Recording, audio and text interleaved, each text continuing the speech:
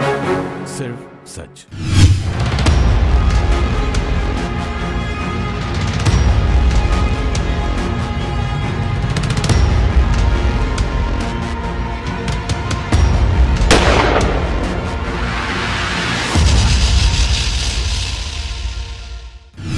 आरोपियों से अभी हम लोगों ने प्रिलिमिनरी पूछताछ किया गया।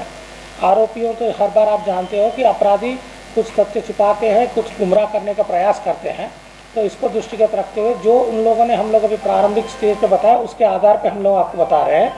इसमें एक आरोपी का नाम, दोनों भाई है, सगे भाई है।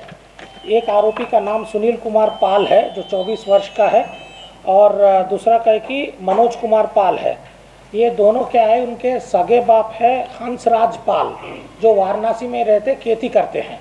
तो इनको, इन दोनों व्यक्तियों को हंसराज पाल ने अपने छोटे भाई जो है आर्मी में रिटायर्ड जेसीओ है, वो उनको जो श्यामलाल जी हैं, श्यामलाल पाल, उनको गोद लेने के लिए दिया था।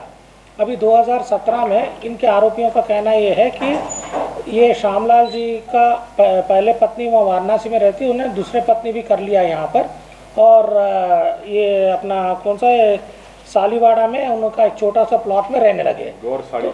तो इन पे विवाद हो गया था, तो इनको 2017 में इन दोनों को भगा दिए। तो फिर इन लोगों के पास कुछ पैसा वगैरह नहीं था, तो इनकी दादी जो वाराणसी में रहती है, तो उन्होंने ये पूरा दृष्टि रखते हुए इन लोगों के नाम पे एक एक बीघा ज़मीन जो इसका चाचा का हिस्से का है वो इन लड़कों पे कर दिया था। ये मुख्य विवाद था। तो इन लोगों ने अपने ओरिजिनल पिताजी के पास चले गए और वहाँ पर वाराणसी में अपना कोर्ट में दावा डाल दिया, एसडीएम कोर्ट में। तो ये दावा डालने के बाद जब इनके पास कोई नौकरी नहीं था, तो ये दोनों भाई ने वहाँ पर गुजरात जाके मुंद्रा पोर्ट में काम करने लगे, ये पेस्ट कंट्रोल में। पेस्ट कंट्रोल के बाद वो लोग पिछला लास्ट ईयर आ गए थे, क्योंकि उनके पिताजी ने कहा था कि वहाँ उनका वकील को हाई कोर्ट में इसको पिटीशन लगाना है और उसके लिए खर्चा निकालना है 30,000 रुपये। इनके पास कुछ भी नहीं था। तो ये लोग फिर, इनका कहना है कि इन लोगों ने यूट्यूब में कोई ऐसा दिल्ली में वारदात हुआ था, तो उसको लेके उन लोगों ने प्लानिंग किया और सोचा कि इस प्रकार का हम लोग करेंगे। फिर वो लोग रेकी करने लगे और लास्ट को 11 तारीख को ये अंजाम दिया था। तो इस पूरा खुलासा जबलपुर पुलिस के अलावा कई लोगों ने हम लोग को इसमें मदद किया है, और साइबर टीम के साथ, टेक्निकल के साथ साथ बेसिक पुलिसिंग का भी इनमें काफ़ी मेहनत हुआ है। एक एक गली, एक एक लेन इन लोगों ने किया है। इसके लिए मैं पुलिस अधीक्षक सिद्धार्थ को और उनका पूरा टीम को बहुत बहुत बधाई देता हूं। एक्चुअली जैसे आप लोग जानते हो, जिस दिन घटना हुआ था, एक वो गनमैन की तो स्पॉट पे मृत्यु हो गई थी और दूसरे लोग काफ़ी गंभीर रूप से घायल थे। इन लोगों का, ये कंपनी का कहना है कि जब भी ये लोग कैश डिपॉजिट करते रहते हैं, तो ये लोग इमीडिएटली एक व्हाट्सअप भेजते हैं कि हम लोगों ने इतना कैश जमा कर दिया था। मगर ये लोगों ने क्या है कि इकट्ठा एक बार व्हाट्सअप भेजने का सोचा था करने के लिए। तो उस दिन हमारे पास कोई चारा नहीं था, क्योंकि वो 2 लोग घायल थे और कंपनी के पास भी कोई जानकारी नहीं थी। तो हमने कंपनी से पूछा कि इस एटीएम में कितना जमा होना था, तो उसके आधार पर हम लोगों ने 6 लाख उसमें डिसाइड किया।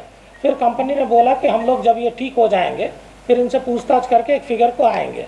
तो इनके पास वो विसंगतियाँ तो थी उसके पास, मगर जब इन लोगों के पास, जब आरोपियों को पकड़े थे, जब उनके निशानदेही पे जब मिला था, तो उसमें टोटल इन लोगों ने बताया 33 लाख था।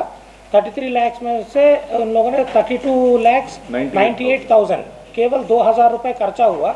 इनका कहना है कि इन लोगों ने 500 रुपये कहीं पर पेट्रोल भरवाया था और 1,500 रुपये इनका खर्चा हुआ। सर, कैश बैग कहाँ है और हथियार ये कहाँ से लाए? ये हथियार इनका कहना है कि वाराणसी से खरीदे थे। अभी मैंने जैसे आपको बोला था, जो ये लोग अभी इमीडिएटली हम लोगों को बताए थे, कल रात में गिरफ्तारी, अभी इन लोगों को इमीडिएटली जो जानकारी दिए थे, इन लोगों ने बोला हम लोग वाराणसी से 2 पिस्टल खरीदे हैं किसी के यहाँ से, और फिर बाद में इसका पिस्टल बता रहे कि यहीं पर कहीं पर उन लोगों ने फेंक दिया था। अब इसका पीआर लेंगे तब उसका तस्दीक भी होते रहेगा। सिर्फ सच।